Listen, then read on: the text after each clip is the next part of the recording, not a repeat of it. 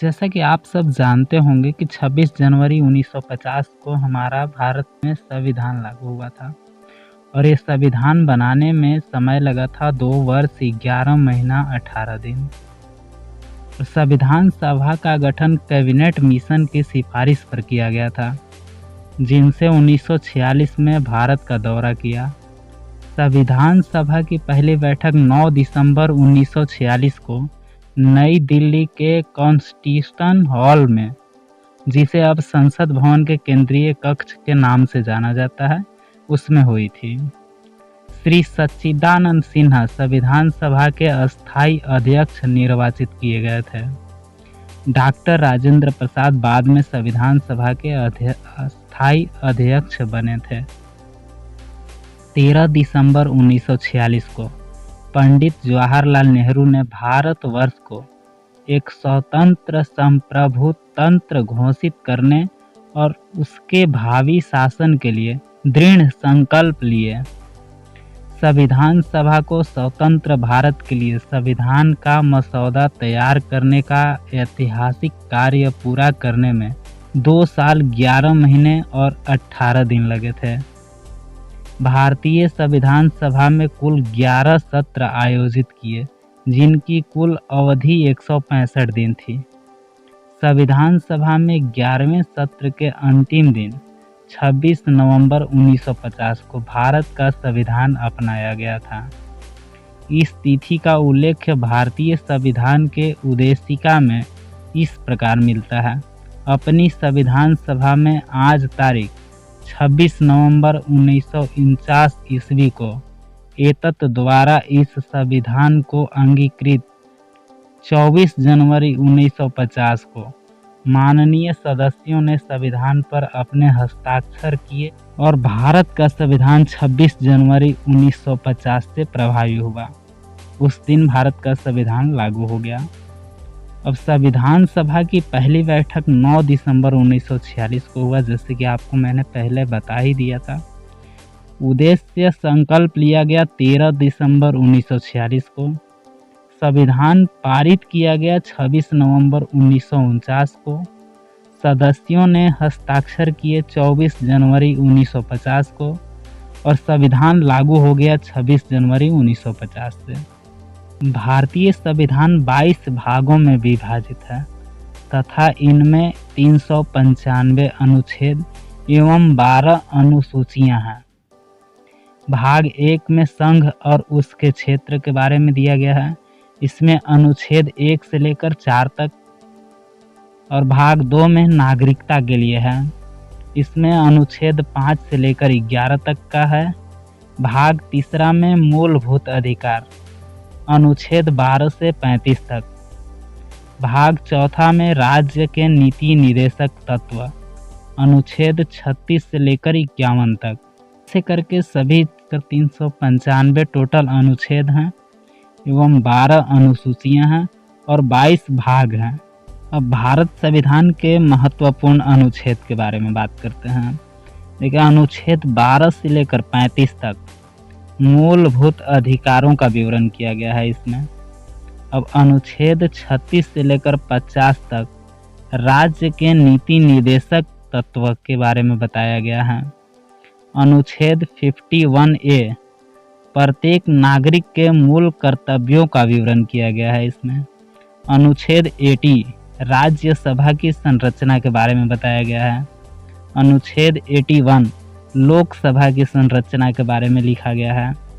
अनुच्छेद 343 राजभाषा के रूप में हिंदी को महत्व दिया गया है। 356 राज्यों में राष्ट्रपति शासन लगाए जाने के विषय में यहाँ पे कानून बनाया गया है। अनुच्छेद 368 संविधान का संशोधन के बारे में लिखा गया है। अनुच्छेद 370 जम्मू और कश्मीर के लिए था, जो कि अब खत्म कर दिया गया है, आपको पता ही है। भारतीय संविधान के अनुसूचियों के बारे में बात करते हैं। तो प्रथम अनुसूची में राज्यों और संघ राज्यों क्षेत्रों का वर्णन किया गया है। दूसरी अनुसूची में राष्ट्रपति, राज्यों के राज्यपाल, लोकसभा के अध्यक्ष तथा उपाध्यक्ष, राज्यसभा के सभापति तथा उपसभापति, विधानसभा के अध्यक्ष तथा उपाध्यक्ष, विधान परिषद के सभापति तथा उपसभापति।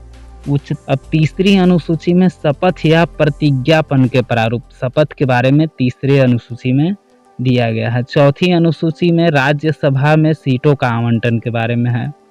पांचवी अनुसूची में अनुसूचित क्षेत्रों और अनुसूचित जनजातियों के प्रशासन और नियंत्रण के बारे में लिखा हुआ है। छठी अनुसूची में असम, मेघालय, त्रिपुरा और मिजोरम राज्यों में जनजातियों क्षेत्रों के प्रशासन के बारे में उपबंध है। सातवीं अनुसूची संघ सूची, राज्य सूची और समवर्ती सूची के बारे में दिया गया है। आठवीं अनुसूची मान्यता प्राप्त भाषाओं की सूची है, आठवीं अनुसूची। नौवीं अनुसूची विशिष्ट अधिनियमों और नियमों के सत्यापन के प्रावधान है।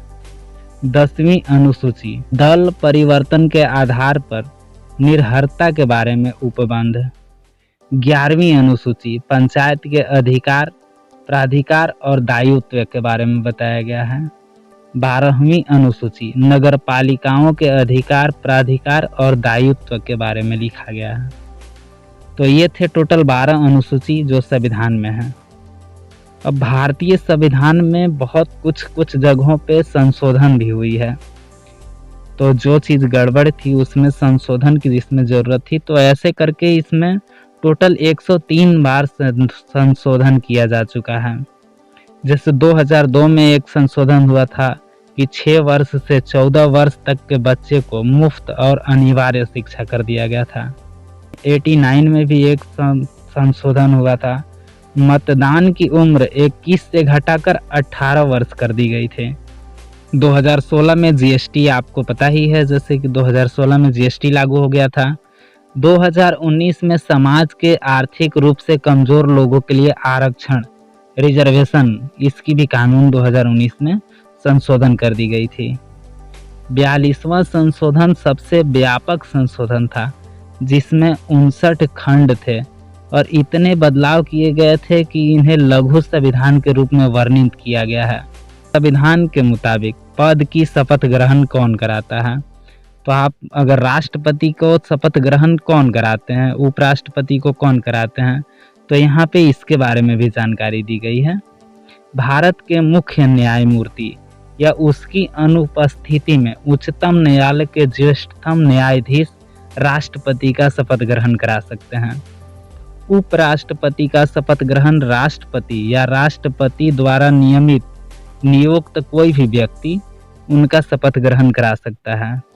राष्ट्रपति पद के चुनाव के लिए न्यूनतम आयु 35 साल और इसका लेख अनुच्छेद 58(1)(b) में लिखा हुआ है। अब उपराष्ट्रपति के पद के लिए भी आपका 35 साल उम्र होना चाहिए। सांसद लोकसभा के रूप में चुनाव के लिए न्यूनतम आयु 25 साल होना चाहिए। विधायक के रूप में चुनाव के लिए न्यूनतम आयु 25 साल होना चाहिए और इनका अनुच्छेद 173(b) में लेख लिखा हुआ है। एक पंचायत के सदस्य के रूप में चुनाव के लिए न्यूनतम आयु 21 साल होना चाहिए और ये 243(f)(1)(a) में लिखा हुआ है। नगर पालिका के सदस्य के रूप में चुनाव के लिए न्यूनतम आयु 21 साल रखी गई है और ये आर्टिकल 243(v) में दिया गया है। सभी कारखाने में रोजगार के लिए न्यूनतम आयु सीमा 14 साल का कर दिया गया है और ये अनुच्छेद 24 में लिखा हुआ है। मतदाता के रूप में पंजीकरण के लिए न्यूनतम आयु 18 साल और ये अनुच्छेद 326 में लिखी हुई है। जिस आयु के बीच शिक्षा का मौलिक अधिकार बनाया गया है वो 6 साल से 14 साल तक है। ये अनुच्छेद 21(a) में लिखा हुआ है। तो ये थे भारत के संविधान से जुड़े कुछ रोचक जानकारियाँ। उम्मीद है आपको अच्छी लगी होगी और इसी उपलक्ष्य में हम हर एक 26 जनवरी को झंडा फहराते हैं, रिपब्लिक डे मनाते हैं।